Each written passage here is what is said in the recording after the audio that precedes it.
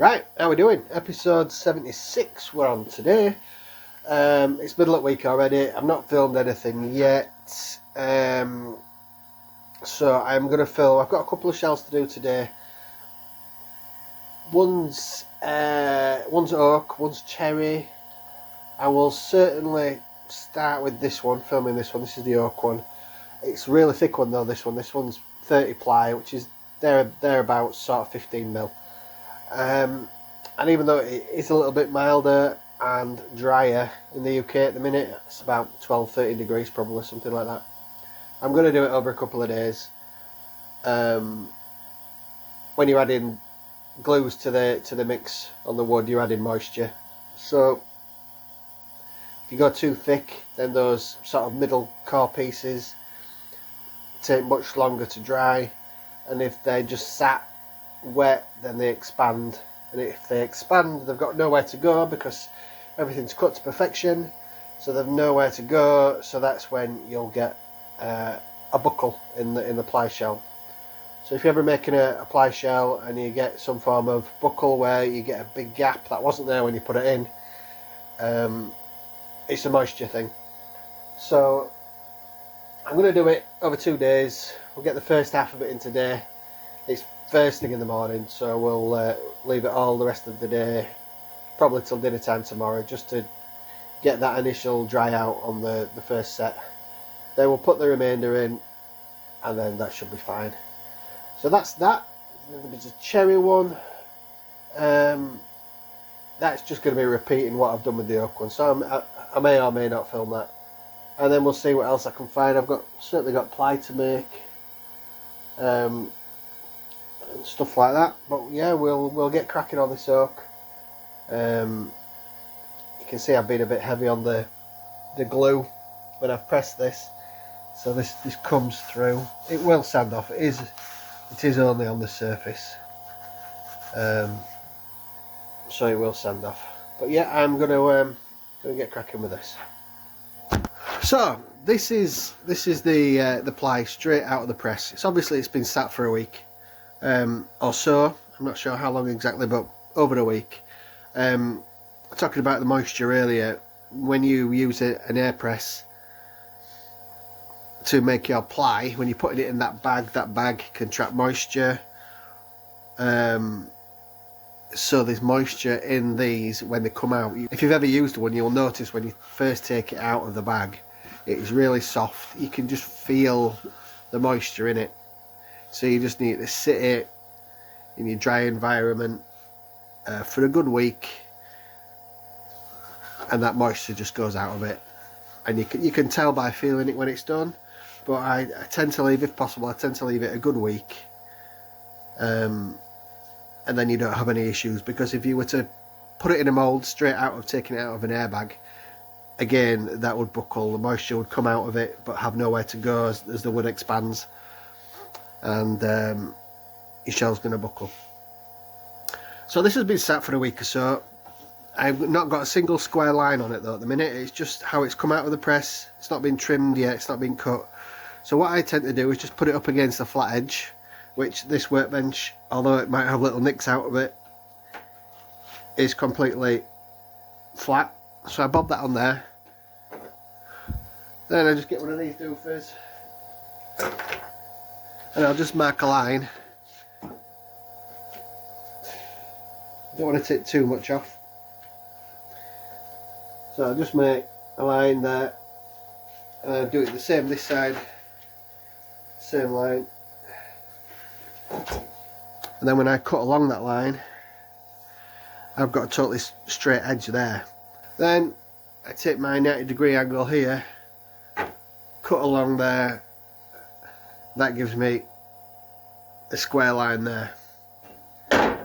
Then when it goes in the mould and I'm trimming it to size, I cut this other side, which means I've then got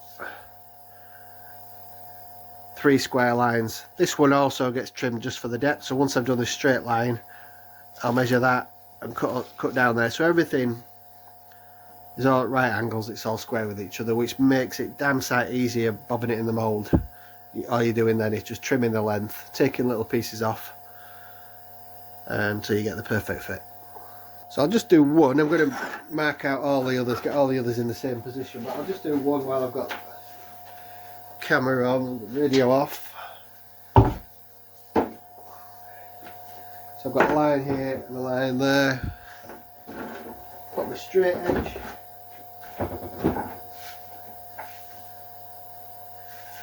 I think I've said this before, but if you're using straight edges, don't use those sort of thin ruler type edges where your Stanley knife can ride up over it and go into your fingers, because I've got tons of scars before I got wise and got this. It's about 3 or 4 mil, probably that, maybe even 5 mil thick, just piece of steel. The blade's never left, it's never bumped over there and gone to my fingers, but it's just a long piece of steel, and that will save you some plasters. It'd be hilarious if I cut myself now, wouldn't it?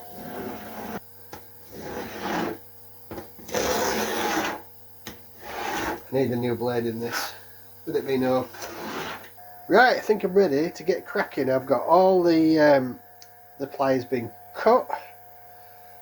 It's been divided into 2, so I don't get carried away and do more than I should.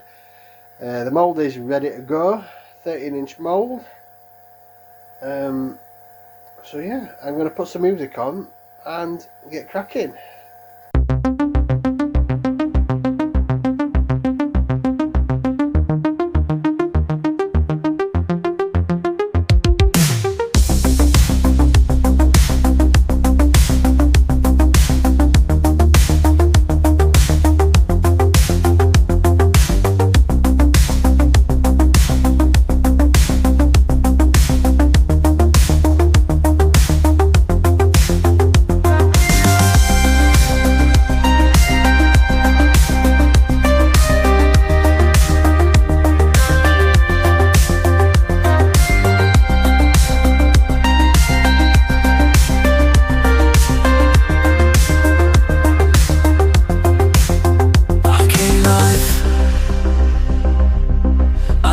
An arcade life,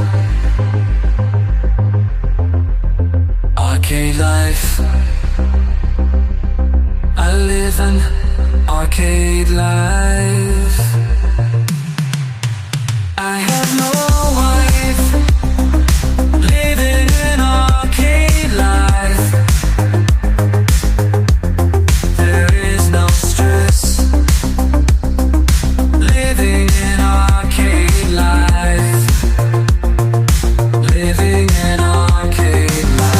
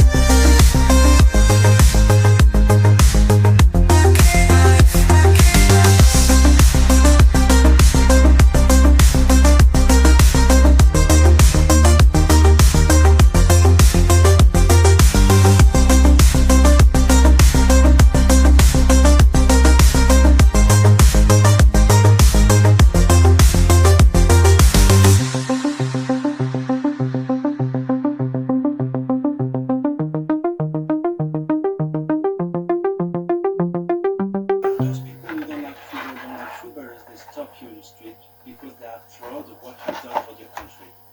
Maybe you're discarded.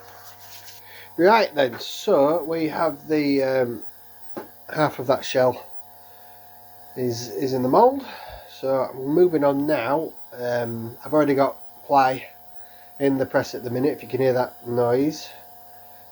So I'm just going to get ready tomorrow's ply.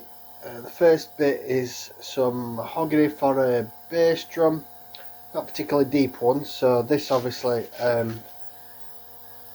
isn't far off being okay actually as it is, but it does need a bit more depth, so we will sort that and get that ready. That's good.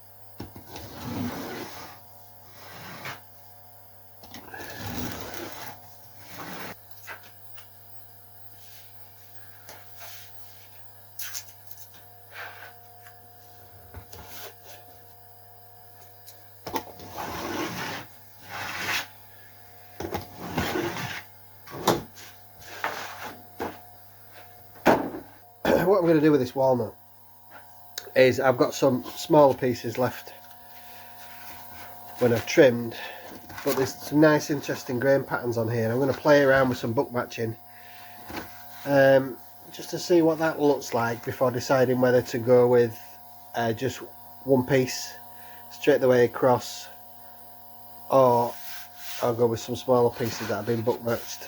So I'm just going to have a quick layup on one of them, see what it looks like, and then we'll decide from there which way I go. This is for another thick shell. I think this is a 30 ply shell as well. So the downside of what I may do is do this stuff on the outsides and then just a normal full width piece on the insides, just to save me some time, but we'll see where we go. So to book match it, I'm going to take two pieces. These are all from the same bundle, so it's the same pattern on each piece. I'm going to put them together. I'm going to put a little bit of tape just to keep the two pieces in line. Ow! Then, as I did with the ply, put it on a flat surface.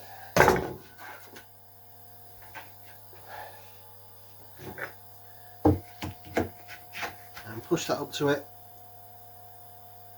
Mark a line. Flat surface, push it up to it, mark a line. Lots of light little passes on here. So that's cut, and then for book matching, it's called that because it's like leaves of a book, so fold one away from it, and that would be, we'll put some tape on it.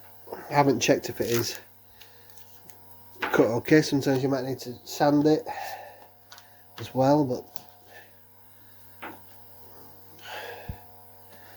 just move that over slightly.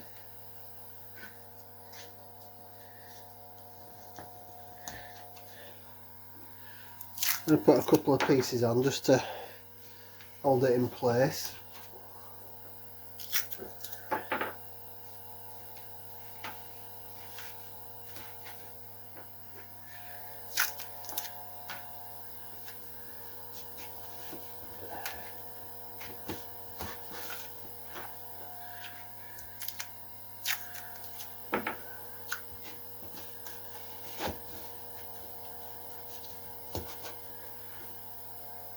Right, So flip it over so we're not looking at tape, apart from the tape.